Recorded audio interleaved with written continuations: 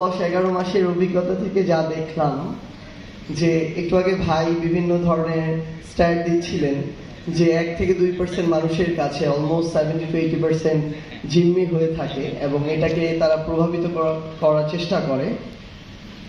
সামগ্রিকভাবে যেটা মনে হয়েছে আমাদের এটা টোটালি একটা সাইকেল হয়ে গেছে, একটা চক্রের মধ্যে আমরা পুরো বাংলাদেশ।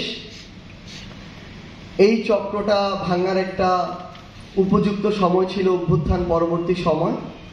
এখনো এই চক্রটা সেভাবে ভাঙা হয়নি বললেও চলে। আর এখানে আসলে কিছু মানুষ পরিবর্তন হয়েছে এই চক্রে, কিন্তু একটা ব্যাকডোর নেগোসিয়েশনের মধ্য দিয়ে এই চক্রটা কন্টিনিউ হচ্ছে।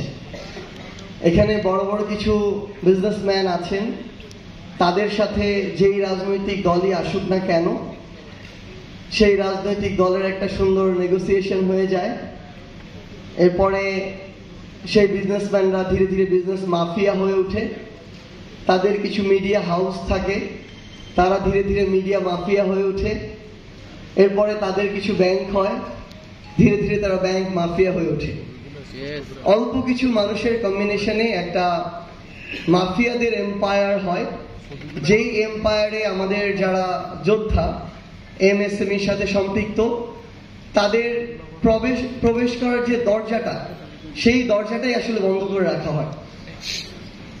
তো আমার ভাইয়ের একটা আইডিয়া ভালো লেগেছে যে আমরা এই যে অল্প কিছু মানুষ তারা পলিটিক্যালি নেগোসিয়েশনের মাধ্যমে এই বিষয়গুলো কুক্ষিগত করে রাখে, এই কালচারটা থেকে আমাদের বের হয়ে আসার জন্য আমাদের একটা চক্রের বিরুদ্ধে ফাইট করতে হবে।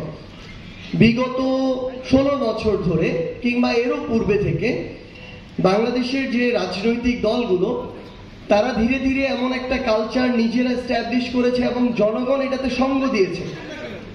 জনগণকে আবার একদম আলাদা করে ফেলা যাবে না, সবাই সাধু ন, জনগণ ওই কালচারটাকে সঙ্গ দিয়েছে। আজকে যে কোনো একটা আসনে আমরা দেখেছি আওয়ামী লীগের সময়ে তাদের একজন সংসদ সদস্য নির্বাচিত হতে 100 কোটি টাকা খরচ করেছে। তো এই 100 কোটি টাকা একজন এমপির পক্ষ থেকে বৈধভাবে আজীবনও উপার্জন করা সম্ভব নয়। আবার আমরা আমাদের জায়গা থেকে দেখেছি জনগণও তাদেরকে অর্থের বিনিময়ে বিভিন্নভাবে প্রভাবিত করে ভোটকে প্রভাবিত করা হয়েছে নির্বাচনগুলোতে। সো জনগণও ভোটের সময় অর্থের দ্বারা প্রভাবিত হয়েছে। তাহলে আলটিমেটলি এখানে যে বিষয়টা দাঁড়িয়েছে, এই অর্থ দ্বারা জনগণকে প্রভাবিত করা যায়। রাজনীতিবিদদের অর্থ প্রয়োজন, এস্টাবলিশমেন্টের সাথে ফাইট করার জন্য অর্থ প্রয়োজন, এবং এই অর্থের জন্য তারা আবার বিজনেসম্যানদের সাথে বিভিন্ন অনৈতিক ইলিগাল নেগোসিয়েশনের মধ্যে হাত মিলিয়েছে।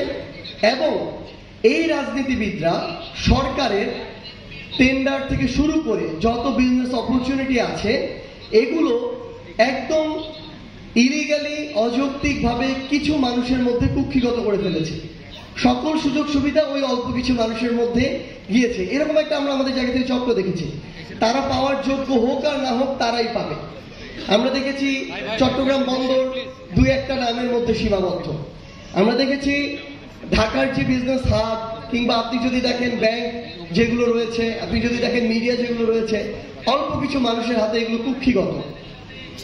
তো এই মিডিয়া মাফিয়া বলি, ব্যাংক মাফিয়া বলি, বিজনেস মাফিয়া বলি, যারা আসলে বিভিন্ন ক্ষেত্রে আমার এমএসএমইর সহযোদ্ধাদের প্রতিবন্ধকতা হয়ে দাঁড়ায়, তাদেরকে বা তাদের এই প্রতিবন্ধকতা মোকাবেলা করার জন্য আমাদের মনে হয়েছে যে আপনাদেরও আসলে ইউনাইটেড এমএসএমই একটা মাফিয়া গ্রুপ হওয়া দরকার। এটা নেগেটিভ অর্থে না, এটা একদম পজিটিভ অর্থে, যে তারা ডিরেক্টলি আর ইনডিরেক্টলি কিন্তু আপনাদের উপর নির্ভরশীল। সেটা আপনারা যে ছোট ছোট বিষয়গুলো দিয়ে তাদেরকে সাপোর্ট করেন, তারা কি করে আলটিমেটলি আমরা যেটা দেখলাম যে বড় বড় মানে যেরকম টেন্ডার থেকে শুরু করে এভরিথিং যে বিষয়গুলো আছে বিজনেসের সাথে সম্পৃক্ত, তারা এগুলো শুধু মানে একটা বড় উঁচু চেয়ারে বসে ছড়ি ঘুরায়। মাঠ পর্যায়ে বা ছোট ছোট পার্টে কাজ কিন্তু আমার এমএসএমই যারা রয়েছেন তারাই করেন। সো তারা যদি তাদের জায়গা থেকে একটা ইউনাইটেড ফর্মে আসতে পারেন, যে একটা নির্দিষ্ট রেসপেক্টফুল একটা নেগোসিয়েশন এন্ড বিজনেস পর্যন্ত আপনাদের মধ্যে এই সমন্বয়টা থাকবে, কিন্তু যখন আপনাদের উপর একটা চাপিয়ে দেওয়া হবে, শোষক রূপে আবির্ভূত হবে, তখন আপনি যেন তাদেরকে ত্যাগ করে আপনারা একসাথে ইউনাইটেড হয়ে একদিকে দাঁড়িয়ে যেতে পারেন। এবং যখন আপনারা দাঁড়িয়ে যাবেন, যে কোনো শোষক যত বড় মাফিয়াই হোক না কেন, তাদের যে পতন শেখ হাসিনার মতোই আবশ্যক, সেটা কিন্তু ইতিমধ্যে প্রমাণিত হয়েছে।